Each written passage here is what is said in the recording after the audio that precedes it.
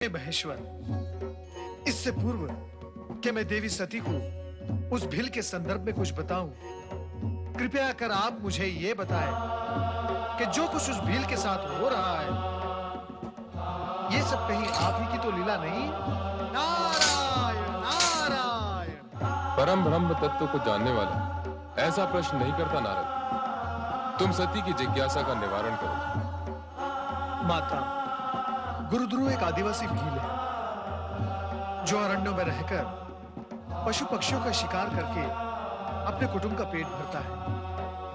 आज मैंने अरण्य में क्या देखा कि गुरुद्रुह एक हिरनी पर अपना लक्ष्य साध के उसके पीछे पीछे भाग रहा था। हिरनी की भागने की गति इतनी तीव्र थी कि बहुत प्रयास करने पर भी गुरुद्रुह का लक्ष्य हिरनी पर नहीं लग रहा।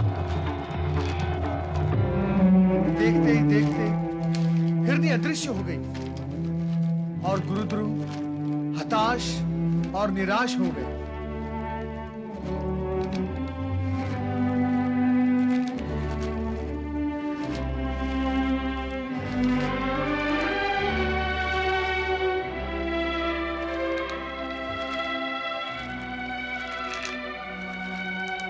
न जाने हिरनी किस दिशा में चली गई है।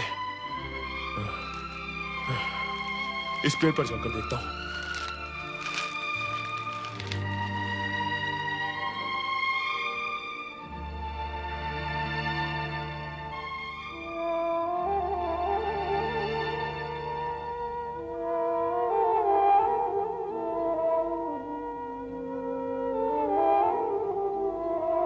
गुरुद्रुह जिस वृक्ष पर चढ़ा था वो वृक्ष बिल्व वृक्ष था, जिसके नीचे एक प्राकृतिक शिवलिंग बना हुआ था।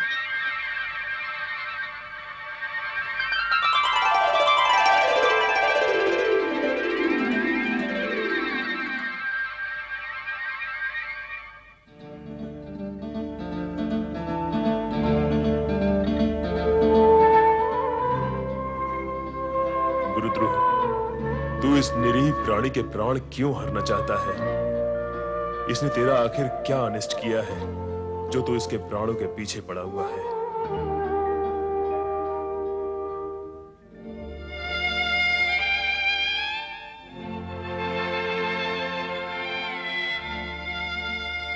मैं जानती हूँ आपका छोड़ा हुआ तीर लक्ष्य तक पहुंचकर खाली हाथ नहीं लौटता, किंतु आज मुझे देखने की बख्शा दी।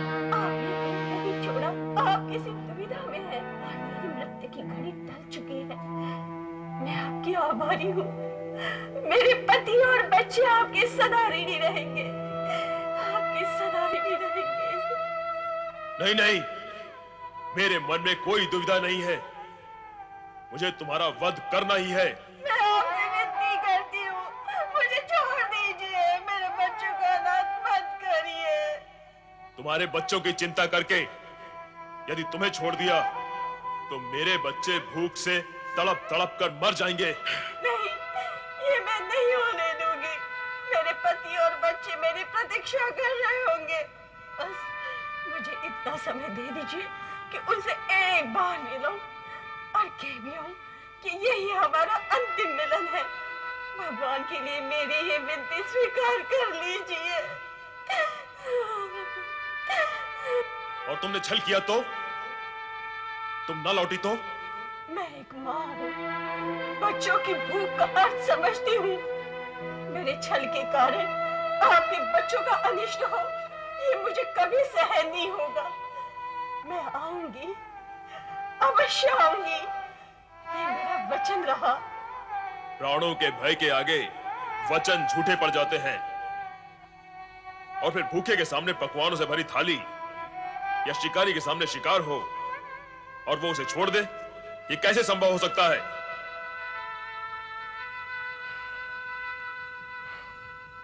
समझ में नहीं आता कि मैं क्या करूं।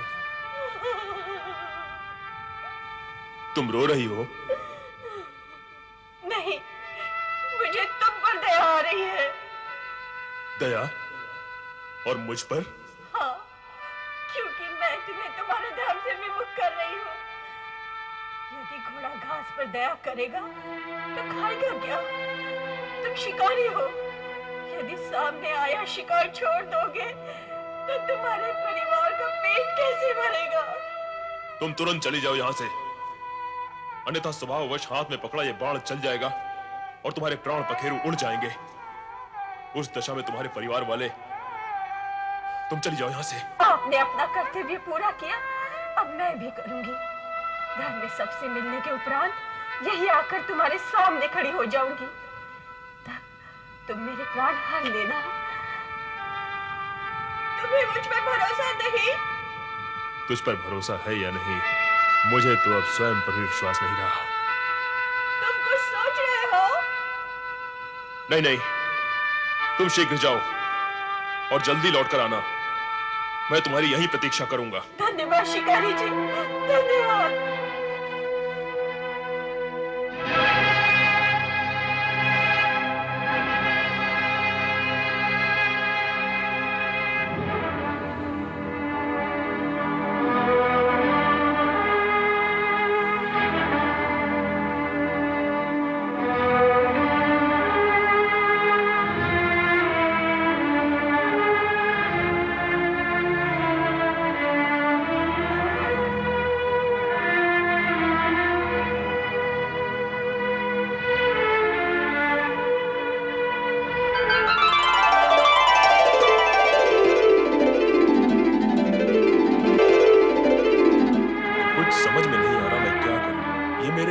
क्या हो रहा है? दया, ममता, करुणा, मैंने तो इन भावों को पहले कभी नहीं जाना, कभी नहीं समझा।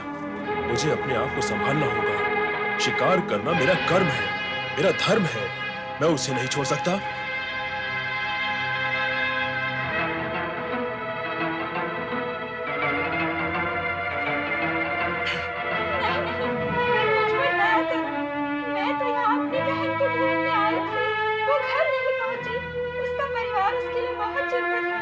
चिंता मत करो, अब तक तो वो घर पहुंच गई होगी और कुछ ही देर में पुनः यहाँ आती होगी। तब मैं उसका शिकार करूंगा, किंतु उससे पहले। नहीं नहीं, मुझे छोड़ दो। अच्छा, इतनी ही देर के लिए छोड़ दो कि मैं घर जाकर देख आऊं मेरी बहन पहुंच गई अथवा नहीं। मैं वचन देती हूँ, कुछ ही देर में मैं स्वयं तुम्हारा बाण खाकर प्राण त्यागने के लिए तैयार होकर आऊंगी। कृपया मुझ पर विश्वास करो। चलो ठीक है, मैं तुम्हारी भी प्रतीक्षा में यहीं बैठा रहूंगा।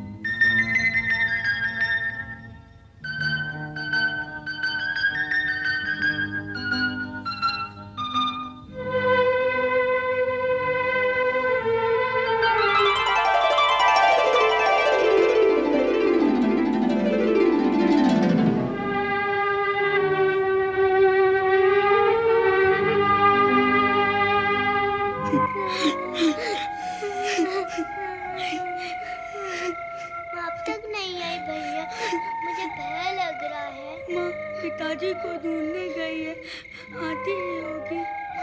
भूख लगी है। भूख तो मुझे भी लग रही है, बड़ी भूख लगी है। माँ माँ माँ माँ माँ, पिताजी नहीं आए। बेटा, पूरा वन छान मारा, उनका पता कहीं नहीं लगा। मुझे तो शंका है कि कहीं तुम्हारे पिताजी किसी शेर, चीते या भालू का शिकार न बन चुके हो। नहीं नहीं, ऐसा नहीं।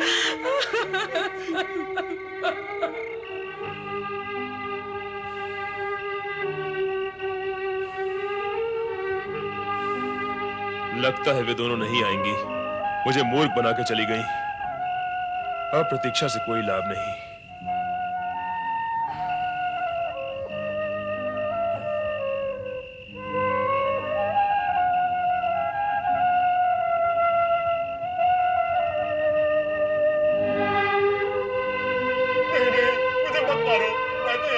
पत्नी को ढूंढने आया था। सच कहो, क्या तुमने उसका वध कर दिया?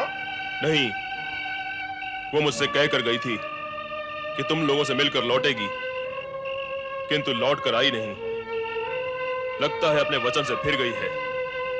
मैंने सारा दिन उसकी प्रतीक्षा में गंवाया है। मेरे बच्चे भूख से तड़प रहे होंगे, मेरी पत्नी मेरे लिए चिंतित होगी। अब मैं तुम्हें ही अपना लक्ष्य बनाता हूं। मैं तुम्हें नहीं छोड़ूंगा। मत छोड़ना, किंतु इतनी विनती है, मुझे एक बार अपनी पत्नी से मिल लेने दो, फिर मैं स्वयं तुम्हारे सामने बाढ़ खाने के लिए सहज खड़ा हो जाऊंगा। ठीक है, तुम भी जाओ, किंतु शीघ्र आना, बहुत विलंब हो गया है।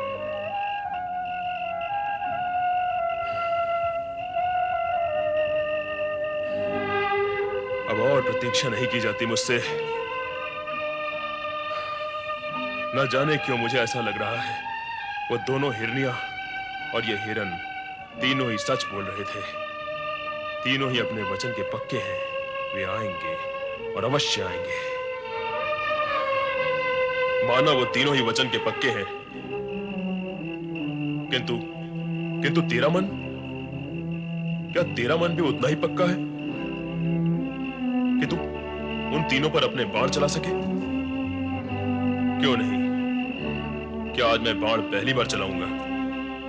आज तक मैंने कितने ही बाण चलाए और कितने ही पशु पक्षियों को तड़प तड़प कर प्राण त्यागते हुए देखा। शिकार करना मेरा कर्म है और उससे परिवार को पालना भी मेरा धर्म है।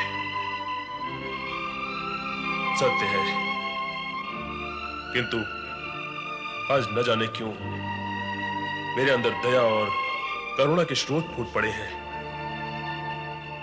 वाह, अगर दया और करुणा के स्रोत इस तरह फूटते रहे, फिर तो तुम अपने परिवार का भरण पोषण कर चुके। मेरी समझ में नहीं आ रहा है आज मैं किस विचित्र से धर्म संकट में फंस गया हूं। प्रत्यंचा खींचते हुए मेरे हाथ क्यों कांप रहे हैं? क्यों ऐसा क्यों हो रहा है?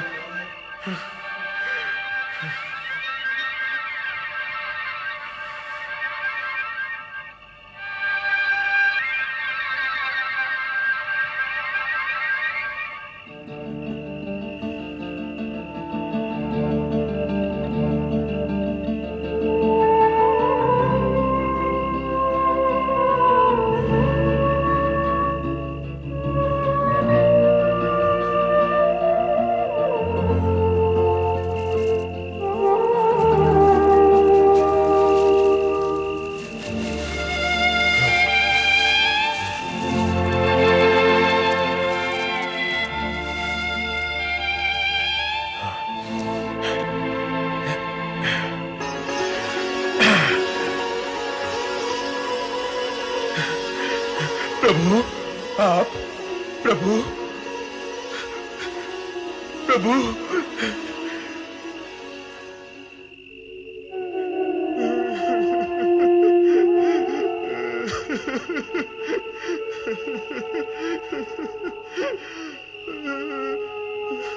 मैं क्या करूं भगवान, मैं क्या करूं? निर्दोष जीवों की हत्या करना मुझे अच्छा नहीं लगता, परंतु अपने परिवार का भरण पोषण करने के लिए मुझे ये पाप भी करना पड़ता है।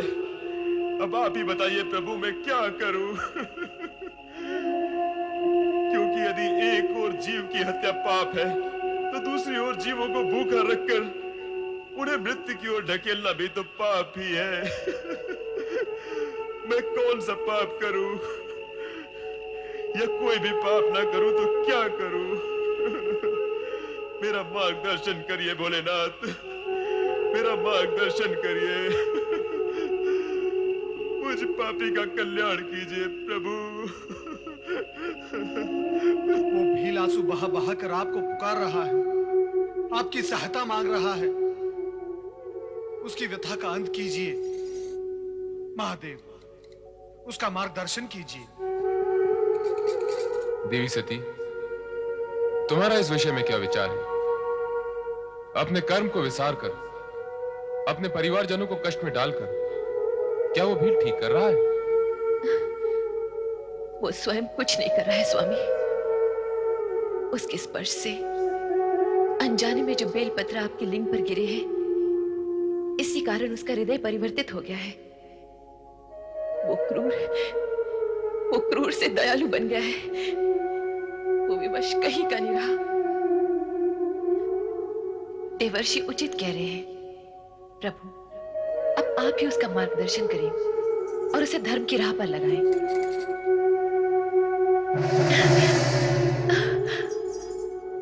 माता, प्रभु ने मेरी विनती सुन ली, मेरी प्रार्थना सार्थक हुई। अब उस भील का उद्धार अवश्य हो जाएगा। नारायण नारायण नारायण। मुझे सद्बुद्धि दो भगवान, मुझ पर दया करो, मेरा कल्याण करो प्रभु, मेरा कल्याण करो भोलेनाथ।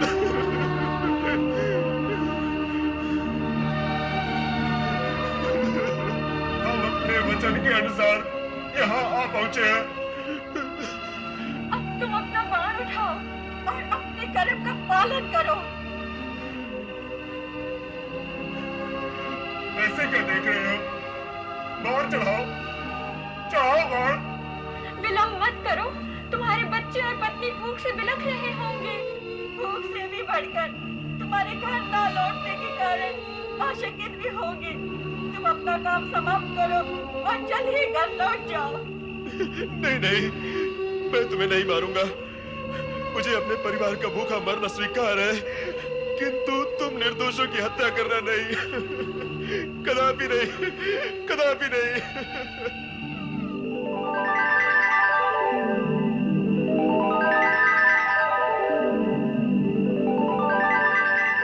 भोलेनाथ, भोलेनाथ।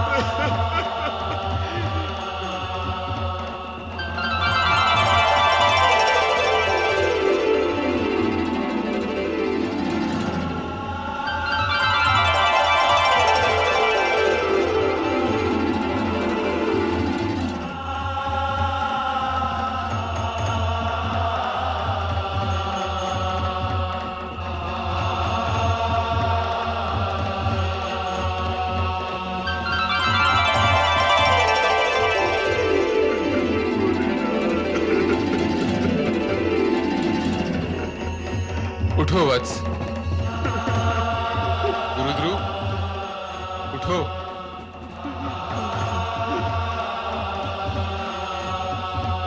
आओ वत्स।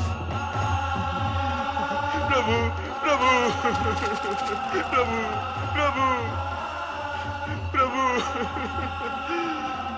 मुझे धर्मी को आपने साक्षात दर्शन दिए हैं। इस हत्यारे पापी पर इतनी कृपा क्यों? मैं इसके योग्य नहीं प्रभु, मैं इसके योग्य नहीं। गुरुध्रुव, हत्या करना पाप है, किंतु कर्म नहीं करना भी तो पाप है। और तुम्हारा तो कर्म ही ऐसा है जो तुम्हें न चाहते हुए भी पाप का भागी बना देता है। किंतु आज से तुम्हें ऐसा काम नहीं करना पड़ेगा जो तुम्हें पाप और आत्मग्लानि के बोझ तले दबाता जा रहा है। प्रभु, किंतु इतनी कृपा मुझ जैसे दीनहीन व्यक्ति पर क्यों? क्यों प्रभु? आज महाशिवरात्रि है। आज के इस पावन दिन बिल्व पत्रों से मेरी पूजा करने के पुण्य के फल स्वरूप तुम्हारा यह कायाकल्प हुआ है। और तुम तीनों ने आज के इस पावन दिन अपना दिया हुआ वचन पूरा कर दिखाया। ये देवी रूप उसी का फल है। तुम्हें मृग योनि से अपनी स्वाभाविक दिव्य योनि प्राप्त हुई। ओम नमः शिवाय। पिताजी, तुम सब इस रूप में? ये सब तुम्हारी भक्ति का प्रसाद है। आज महाशिवरात्रि के दिन मेरी पूजा करने के फलस्वरूप तुम अपने पूर्व पापों से मुक्त हो गए और श्रृंगवेरपुर के राजा बन गए। वह और राजा? हाँ, अपने परिवार सहित वहां जाकर शिव आराधना को मन में उतार कर राज सुख का उपभोग करो।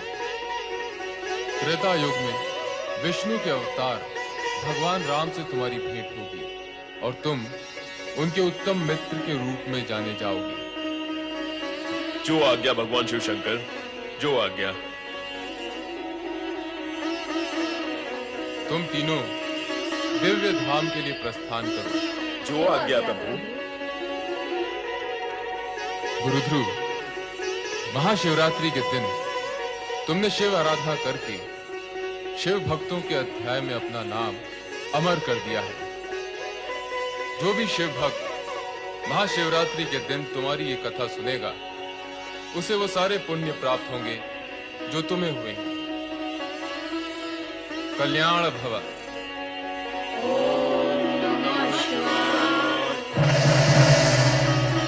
शिव कृपा से इस प्रकार गुरुद्रोह, उनकी पत्नी और दोनों बालकों ने श्रृंगवेरपुर राज्य की ओर प्रस्थान किया। ओम नमः शिवाय। श्रृंगवेरपुर नरेश महाराज गुरुद्रोह की। श्रृंगवेरपुर नरेश महाराज गुरुद्रोह की। श्रृंगवेरपुर नरेश महाराज गुरुद्रोह की।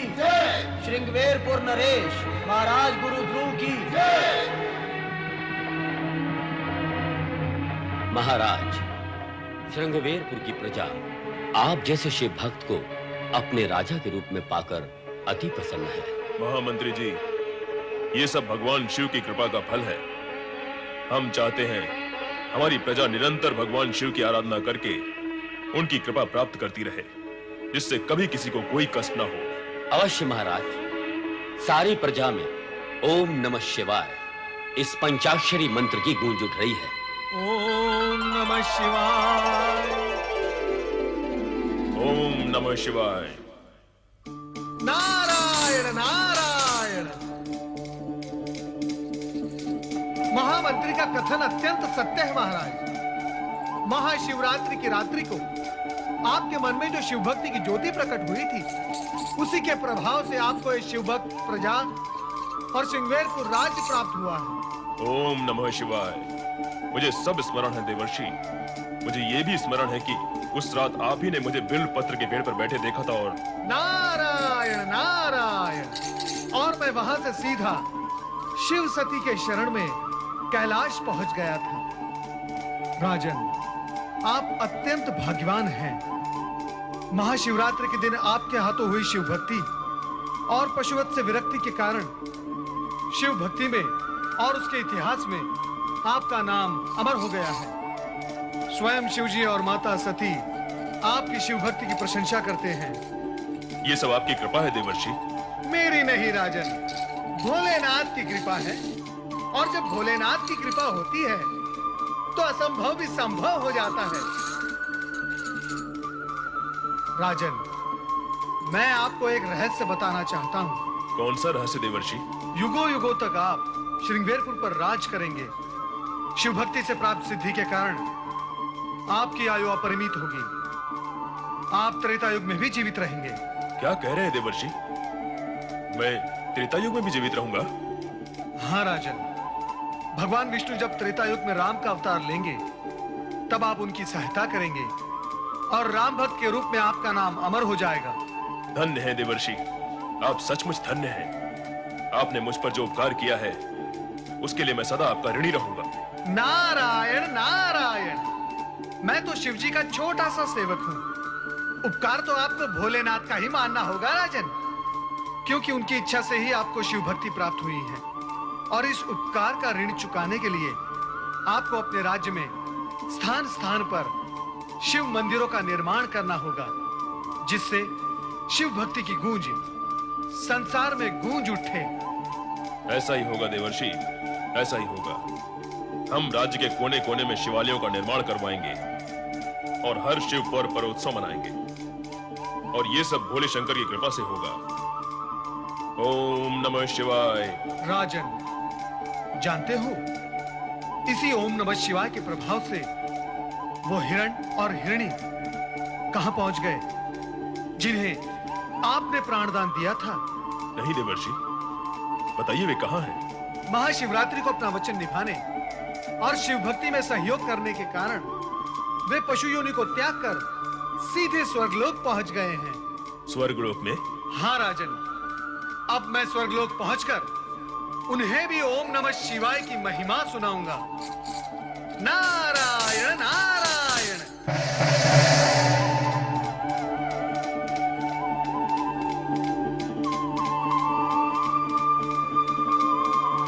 भोलेनाथ की लीला अपरंपार है। बोलो ओम नमः शिवाय, ओम नमः शिवाय।